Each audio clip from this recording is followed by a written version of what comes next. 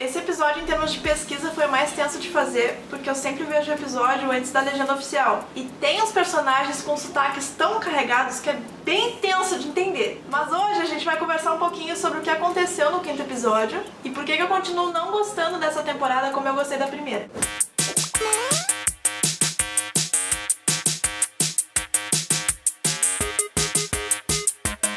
Se caiu de paraquedas aqui no canal, já vai se inscrevendo pra não esquecer, e se já é inscrito, já vai deixando o like pra apoiar o movimento. Essa é uma parceria linda que eu tenho com a American Gods Brasil, os links vão estar na descrição do vídeo. Depois dos últimos acontecimentos do episódio anterior, que eu vou deixar aqui nos cardzinhos pra não tomar tanto tempo desse vídeo aqui, esse episódio começa com um cadáver de uma moça que a gente não sabe quem é, numa época que a gente também não sabe qual é. Paralelo a isso, um xerife condena um homem negro à forca, com todos comemorando a sua condenação. Em um frame bem rápido aparece a Laura, mas numa época mais antiga, o que já deixa a gente com a pulga atrás da orelha. Tá, esse episódio vai ser um episódio de background da Laura, vai ser um episódio do passado do Shadow, o que vai acontecer? O enforcamento dá lugar a tiros, espancamentos, todo tipo de atrocidade. E só depois a gente vai entender que se trata de um sonho do Shadow. Sonho, né? E aí ele acorda sempre com a McGonagall do lado, que é a deusa que curou ele dos ferimentos. Pelo menos até onde eu fui, ela se transforma naquele gatinho. E logo que ele se levanta, ele já se depara com um capiroto estilo Jequiti, que mal dá pra ver o que aparece. Mas é um maluco com uma cara master feia, capirotão mesmo, e com as roupas da época que ele tinha sonhado.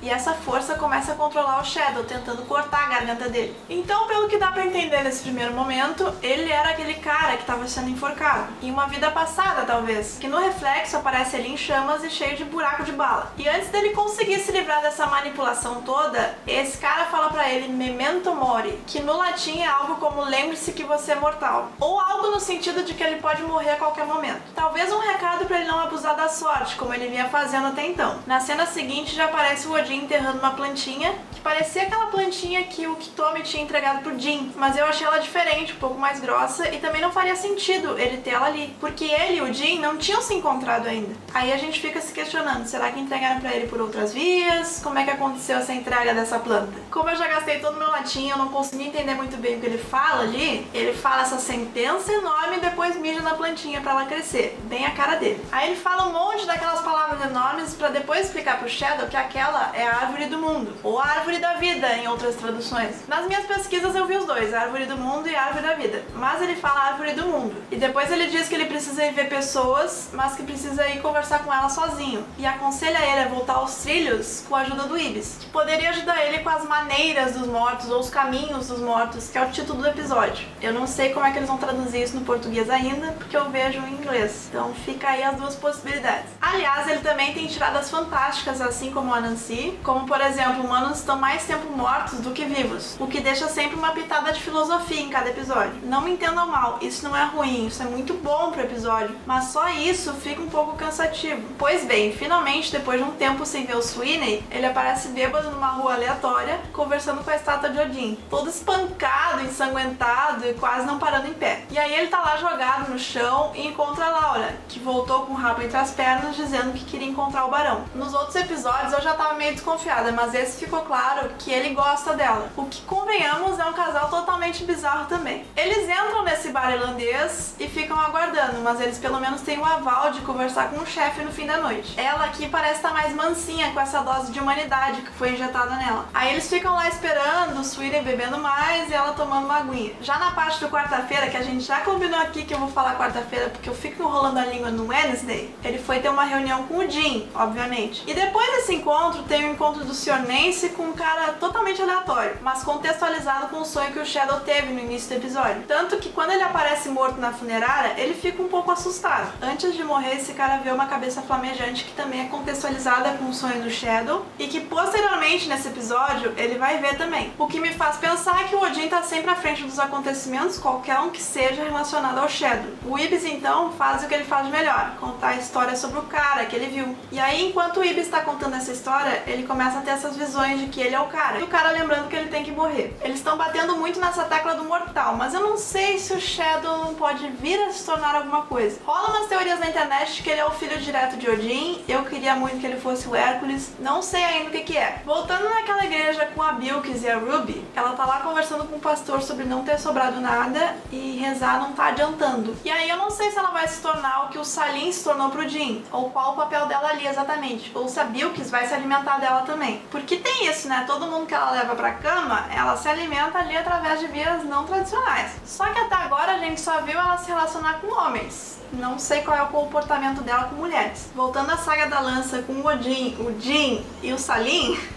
eles vão até um dos melhores forjadores desse tipo de material, que pelo que eu entendi seria mais ou menos a figura dos caras que fazem o martelo do Thor. Só que aqui ele se nega a fazer esse trabalho com a lança porque precisa de outras especificidades ali e ele não quis se meter. E no meio do processo eles estão testando a fé do Salim até não poder mais. Mesmo assim, ele continua seguindo com o Jin. Até esse momento do episódio, dane-se os novos deuses. Simplesmente não teve espaço pra eles no quinto episódio. Volta pra Laura e ela ainda tá se livrando de algumas larvinhas da morte. E aí ficou combinado que ela tinha que dar uma verdade pro Barão. E ela começa a falar as coisas do Shadow, de como era o relacionamento deles e de como ela ferrou tudo no meio do caminho. E aí ele fica cantando que ela era uma traidora muito antes da traição, que era uma mentirosa, dissimulada, etc. Mas mesmo assim, ele deu a garrafinha pra ela e disse que tava faltando um ingrediente, que era o amor. E eu acho que ela não vai encontrar no Shadow não, ela vai encontrar no Sweeney, que quase se negou a fazer sexo com a outra mulher. Mas, enquanto não rola sangue ou violência de todo tipo, como aconteceu na primeira temporada, a gente tem um fanservice violento de sexo. E não só dela com o Barão, mas com o Sweeney e a outra mulher. E aí num jogo de câmeras e efeitos, aparece ela com o Sweeney, transando os dois. Essa cena é boa? Essa cena é boa, mas ela é bem expositivinha. Tipo, a Laura aparece toda arregaçada na cena. Aí volta pro Shadow nesse drama da vida passada, e ele acaba entrando fisicamente na época que ele sonhou. Acaba vendo aquela tocha que o Homem Morto tinha visto e troca uma ideia com ela. Eu não posso negar que o visual da série continua incrível. E os diálogos são ótimos, alguns são sensacionais. Mas tudo, absolutamente tudo acontece na lábia. E aí chega um momento que tu fala, ah, ok, eu vou lembrar de um ou dois momentos aqui e vou esquecer do resto. Ele cita Eclesiastes e diz que só vai libertar ele quando ele compartilhar o amor com outras pessoas. Aí ele vai pra aquela igreja e faz um discurso bem interessante, volta ao normal e volta a ficar puto com todo mundo.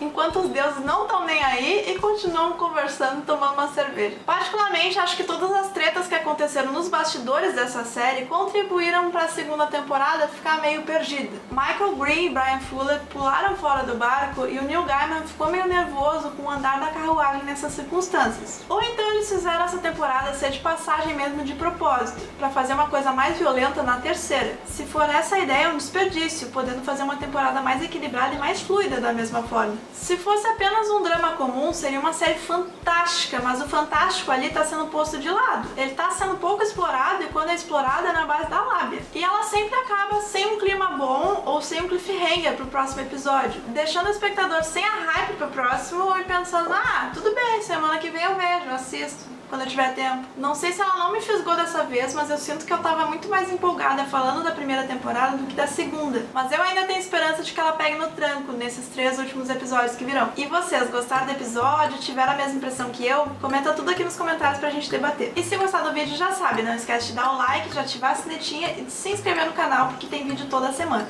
Até a próxima e tchau!